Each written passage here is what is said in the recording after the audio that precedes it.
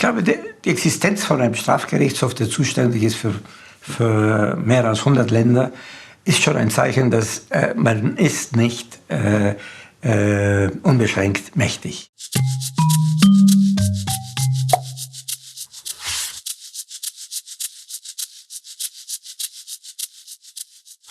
Der schweizerisch-bolivianische Jurist René Blattmann hat eine bewegende Karriere hinter sich. Er wurde in Bolivien geboren und war unter anderem Justizminister des Landes. Später wählte man ihn zum Richter am Internationalen Strafgerichtshof in Den Haag. Nun liegt seine Biografie René Blattmann, sein Name ist Gesetz, vor. Herr Blattmann, Sie waren von 1994 bis 1997 Justizminister von Bolivien. Wie muss man sich das politische Klima und insbesondere das Rechtssystem in Bolivien im Jahr 1994 vorstellen? Ja, von mir aus gesehen war das Klima, dass die Militärdiktaturen vorbei waren. Demokratische Regierung war dann. Ich war nicht politisch tätig. Ich unterrichtete an der Universität und hatte eine Anwaltspraxis. Und Demokratie war im vollen Zuge. Ich glaube, es war eine gute Zeit und das Justizsystem war funktionierte nicht gut, hatte keinen guten Ruf und man vertraute der Justiz nicht. Aber man hoffte, dass die neuen demokratischen Regeln gelten würden. So sah das Klima ungefähr aus. Man dachte, die Putsch und so weiter sind jetzt vorbei. Die Biografie hat den Titel René Blattmann, sein Name ist Gesetz. Sie brachten ein Gesetz durchs Parlament, das nach der Bekanntgabe in den Medien als Ley Blattmann gefeiert wurde. Deshalb auch der Buchtitel. Was beinhaltete dieses Gesetz? Es war ganz einfach. Beinhaltet das, dass man Leute nicht ins Gefängnis stecken dürfte, damit sie eine Schuld bezahlen, sondern weil sie eine Strafe begangen haben. Zum Teil ja auch ganz Bagatellfälle waren das. Bagatellfälle waren das. Es waren manchmal Fälle, die nicht als Delikt bezeichnet werden können. Es waren hauptsächlich Schulden. Und die Leute hatten sich gewöhnt, wenn jemand seine Schulden nicht bezahlt, ins Gefängnis. Denn das Gefängnis agierte wie eine Agentur, um Schulden einzutreiben. Ja. Und in der Regel, wenn man was kaufte, muss man einen Scheck unterzeichnen. Und das war dann das Instrument, um jemanden ins Gefängnis zu stecken. Ja. Und es wurde natürlich eine Riesenanzahl Leute ins Gefängnis gesteckt, weil sie einfach Schulden nicht bezahlen konnten. Ja. Und das stimmte irgendwie nicht. Und wir haben das dann versucht abzuschaffen und es ging auch gut. Und es normalisierte sich der ganze Strafvollzug. Nach 3 Jahren als Justizminister war schon wieder alles vorbei. Weshalb war das so und was ist von Ihrer Arbeit übrig geblieben? Ja, ich muss sagen, ich glaube, Bolívar sagte ja einmal, hemos arado en el mar, also wir haben im Meer gepflügt. Ja. Und ich hatte manchmal den Eindruck, dass man doch einen Samen gelegt hat für weitere Reformen, aber dass vieles kaputt gemacht worden ist und aus politischen Interessen. Ich glaube, ich vergleiche es oft mit den Mayas, nicht? Dass die Mayas, wenn eine Kultur gewachsen ist, kamen die neuen Herrscher und machten alles kaputt, damit keine Erinnerung bleibt und bauten alles auf, nicht? Und das geschah zum Beispiel in anderen Kontinenten nicht, hat man immer drauf gebaut. Ja. Aber die Mayas, deswegen findet man manchmal enorme Pyramiden und Kulturdenkmäler, von denen man gar nichts wusste, die unter Erde sind. Ja. Und die Idee ist einfach, alles, was der Vorgänger gemacht hat, lieber weg. Und das passierte dann, nachdem Sie und auch der Präsident weg waren vom Amt? Ja, den Eindruck habe ich sehr stark, ja. Sie leiteten danach, also nach dem Justizministerium, die Menschenrechtsabteilung der UNO-Friedensmission in Guatemala. Wie unterschied sich die Lebensweise und das politische System in Guatemala von dem von Bolivien? Also Guatemala hatte auch ein System, das nicht genug reformiert wurde. Aber vor allem hatte Guatemala einen Bürgerkrieg von vielen Jahren durchgemacht. Und es gab eine Menge Opfer. Und es war ein Kampf gegen die indigene Bevölkerung. Und alle Familien hatten jemand, der entweder ein Militär war oder der eben als Guerilla tätig war. Und der Guerillakrieg dauerte einfach an und dann dachte man, ja, man muss eine Friedensmission zusammenbauen. Und hat die UNO dann die Friedensmission zur Verfügung gestellt und versucht eben, dass die Guerilla und die Militärs an einem Tisch sitzen und über bestimmte Sachen denken und ein Regierungssystem ausarbeiten. Und da wurde ich eben berufen als Leiter der Menschenrechtsabteilung. Und das war eine faszinierende Tätigkeit. Und viele von den Erfahrungen, die ich in Bolivien gemacht hatte, konnte ich auch dort versuchen, in die neue Gesetzgebung einzubringen. Und interessant war, dass der Missionschef sagte, ich schicke dich gerne in vielen Sachen, die eigentlich gar nicht zu deinem Ressort gehören, weil die Leute denken, aha, der kommt von Bolivien, die haben es ähnlich wie wir, haben es auch nicht so leicht und du hast viel mehr Zugang zu den Leuten und das stimmte. Und mit der Zeit sagte ich einfach, ja, ich bin hier tätig für die Naciones Unidas und sagte nicht für die MINUGUA, denn MINUGUA war eben der Zuständige für die Friedensverhandlungen, nicht? Und manche Leute hatten das nicht gerne. Manche Leute dachten, na, das ist nicht so gut, dass uns da jemand vorschreibt, was wir zu tun hatten. Das war nicht die Idee. Die Idee war ein Zusammentreffen von beiden Gruppen und das hat man auch meines Erachtens erreicht. Aber die Situation dort zu leben war natürlich ganz anders als in Bolivien für uns. Wenn unsere Tochter in die Schule ging, wurde sie in einem Bus abgeholt und hinter dem Bus waren immer 2 Motorräder, Polizisten, nicht?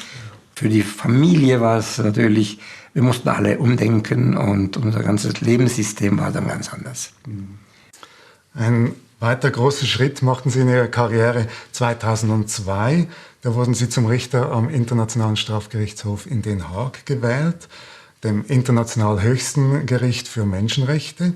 Sie waren Richter beim ersten Fall, der abgeschlossen wurde, nämlich Tomás Lubanga Dilo wurde zu 14 Jahren Freiheitsentzug verurteilt.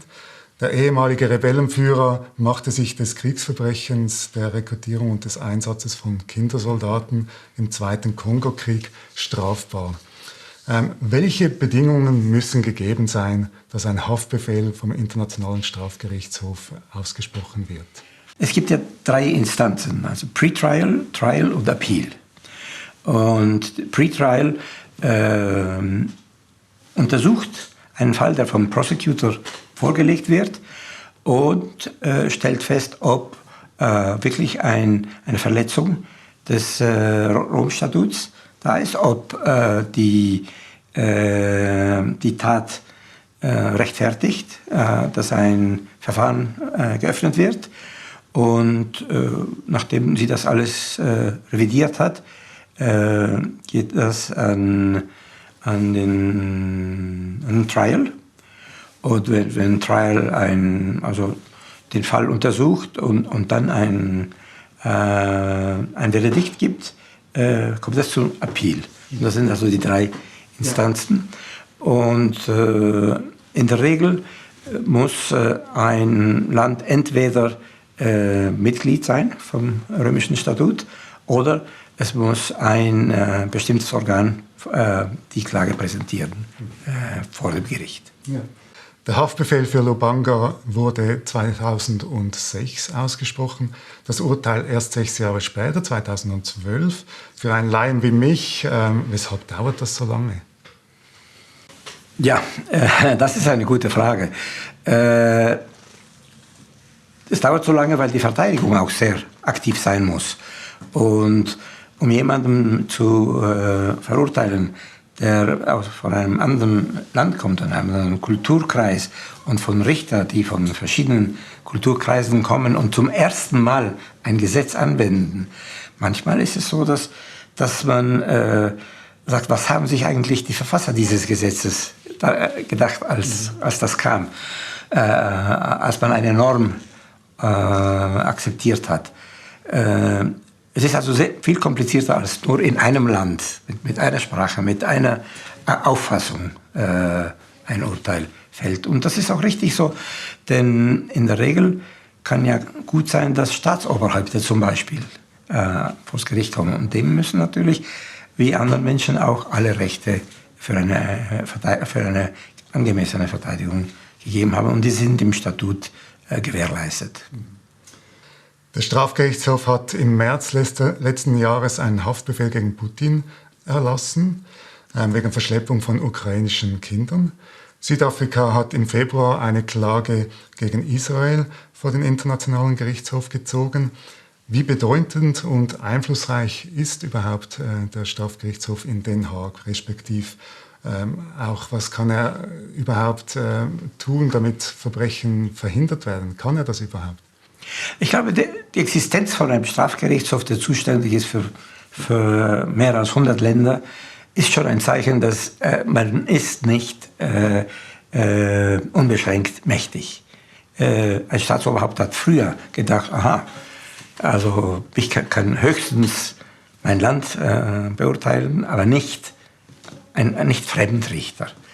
Und jetzt hat sich ergeben, eben, dass es einen Justizfall gibt, nicht für einen Kriegsfall, sondern für die ganze Welt. Wo die meisten, also viele der Länder sind Mitglieder. Eine Strafe existiert ja auch, weil sie präventiv ist. Nicht nur zum Bestrafen, sondern auch zum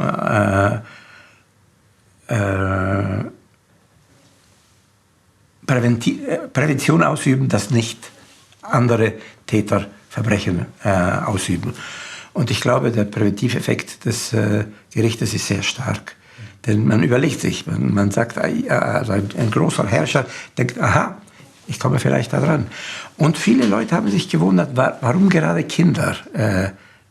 Das ist ja eigentlich, viele sagten, ja, das ist doch eigentlich nicht so ein Fall, der alle beschäftigt alle nicht.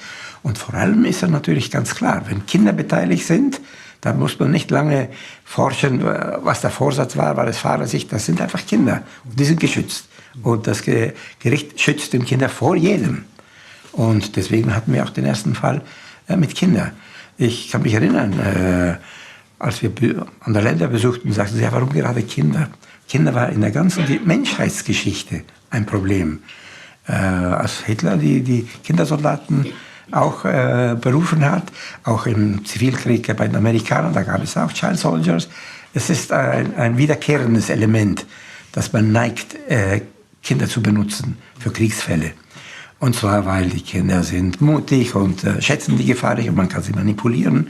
Und deshalb glaube ich, dass es ausgerechnet gut war, dass so ein Fall vor dem Gericht kam. Und das Message war, Kinder dürfen nicht vom Krieg betroffen werden. Und das ist, glaube ich, ein wichtiges Signal, das gegeben wurde vom Gericht aus und immer noch gegeben wird. Zum Schluss, Sie wurden in Bolivien geboren, haben sehr eine lange Zeit in Bolivien gelebt. Nun in der Nähe von Basel. Haben Sie über eine Rückkehr nach Bolivien nachgedacht? Vielleicht kehre ich mit dem Buch zurück nach Bolivien. Also ich schicke mal das Buch nach Bolivien, wenn es eine Übersetzung gibt. Nein, ich glaube, das ist eine Etappe von meinem Leben. Meine Kinder sind auch in Europa oder in Thailand. Und ich habe also nicht vor, in nächster Zeit nach Bolivien zurückzukehren. Vielen herzlichen Dank für dieses Gespräch, Herr Blattmann. Ich bedanke mich sehr bei Ihnen. Vielen Dank.